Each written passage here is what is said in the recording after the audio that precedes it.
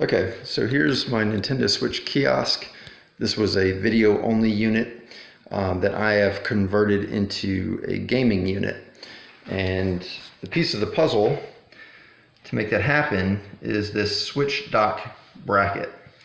So most of these video only units come like this. There's no faceplate. They've taken the Raspberry Pi video player out. So unless you replace all that, you're kind of out of luck. And even if you do, you've just got a video player.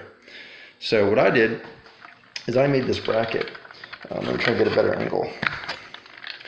So this is a bracket that will fit the Nintendo Switch dock. It just slides in there. It's nice and snug. And I'll kind of show you how I did this. The first thing to do, let me put this down. The first thing to do is create a template. This is really important. So what you want to do, I used a manila envelope. You just want something fairly rigid that you can use to trace a template. All right, simple enough. What I did is I would put the paper up there and then just kind of dig in a knife or a little blade up in the crevices. There's actually like grooves, so it really helps create a nice template in these grooves here. So once you create a template, then you have to go to Home Depot and get a bracket. I'm making a YouTube video to help someone. Sorry. That was my wife. So what you want to do is get one of these brackets. I'm not sure what it's called, but it's something in the lumber section. There's a lot of like L brackets and things like this, and this is one of the ones I found. Here's the reason I bought it. You'll notice that it's the way the bracket's designed, it's set up to be used at a slope.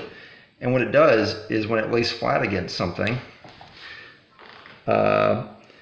it faces the upright position. So it's perfect to hold a switch dock. Now, unfortunately, the gap is only 2 inches, and I think a switch dock is 2 1/4 inches wide. So what you need to do is cut out that plate on the right here, this angle here. I used a hacksaw with a metal cutting blade, and once you cut that out, let me grab the finished piece. Once you cut that metal bracket out, one, you can space it properly so it's nice and snug to fit your switch dock, and two, when you put your switch in, it doesn't block the side, which is critical if you want to play or charge.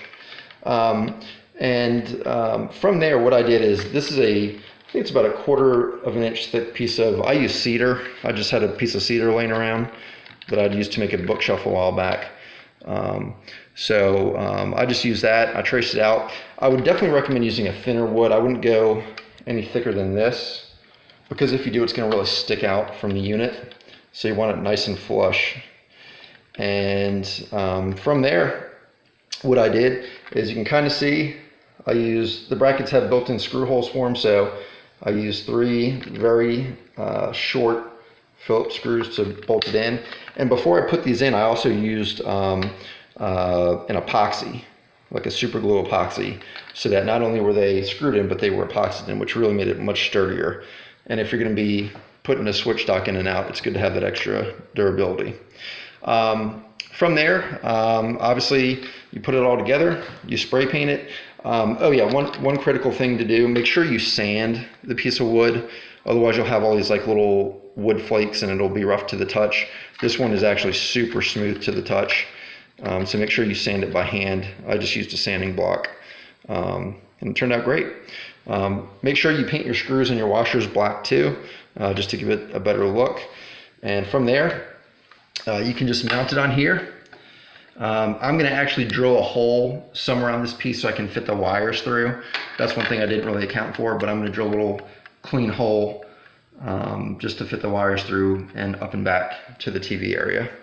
So that's it. Very simple, fix. I'm probably going to hit this with a couple more coats of black paint just to clean it up. This is just one coat, but I just wanted to make sure it all looked right. So anyway, hope this video helps. Let me show you the barcode for that bracket. I don't know if that might help you find it. Probably online, you'd be able to search the barcode. See if I can get it to focus here.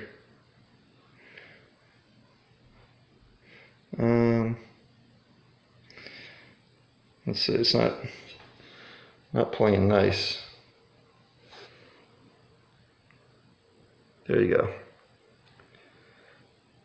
So hopefully that helps a little bit. Okay.